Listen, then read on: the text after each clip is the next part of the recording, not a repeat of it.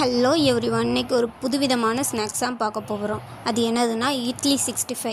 நொறு நொறுன்னு இருக்கும், கிறிஸ்பியாக இருக்கும். காலையில் மீதமான இட்லியெல்லாம் வச்சு மதியத்துக்கு இது ரெடி பண்ணோம். முதல்ல இட்லியை கட்டமாக கட் பண்ணிக்கணும். கட் பண்ணிவிட்டு அதில் என்னென்ன மசாலா சேர்க்கணும்னா சிக்கன் பொடி, பஜ்ஜி மாவு, அதுக்கப்புறம் சோள மாவு இதெல்லாம் போட்டு நல்லா மிக்ஸ் பண்ணிக்கணும். இதில் உப்புலாம் போட வேண்டியதில்லை. ஆனால் ஆல்ரெடி உப்பு வந்து இட்லியிலே இருக்கிறதுனால நம்ம உப்பு போடாண்டாம். இட்லிக்கு உப்பு கம்மியாக இருந்துச்சுன்னா நம்ம வேணால் உப்பு வேணால் ஆட் பண்ணிக்கலாம், இல்லைனா ஸ்கிப் பண்ணிக்கலாம்.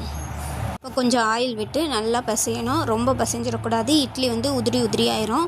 இட்லி அமுக்காமல் சாஃப்டாக பிசையணும். கொஞ்சம் தண்ணி தொளிச்சு நல்லா பிசைஞ்சிக்கணும். அந்த இட்லியில் கொஞ்சம் மாவு பிடிக்கிற மாதிரி நல்லா பிசைஞ்சு வச்சுக்கோங்க. அதுக்கப்புறம் ஒரு பேனில் எண்ணெய் ஊற்றிக்கோங்க.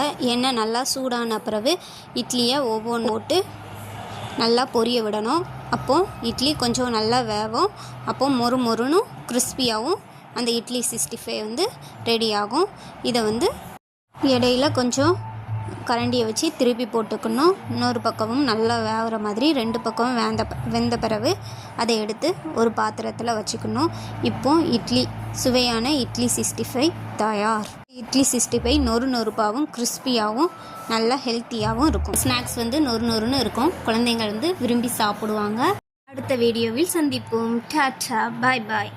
இது போன்ற ரெசிபிகளுக்கு எங்கள் சேனலை லைக் பண்ணுங்கள், ஷேர் பண்ணுங்கள், கமெண்ட் பண்ணுங்கள், சப்ஸ்கிரைப் பண்ணுங்கள். பக்கத்தில் உள்ள பெல் ஐக்கானை கிளிக் பண்ணுங்கள்.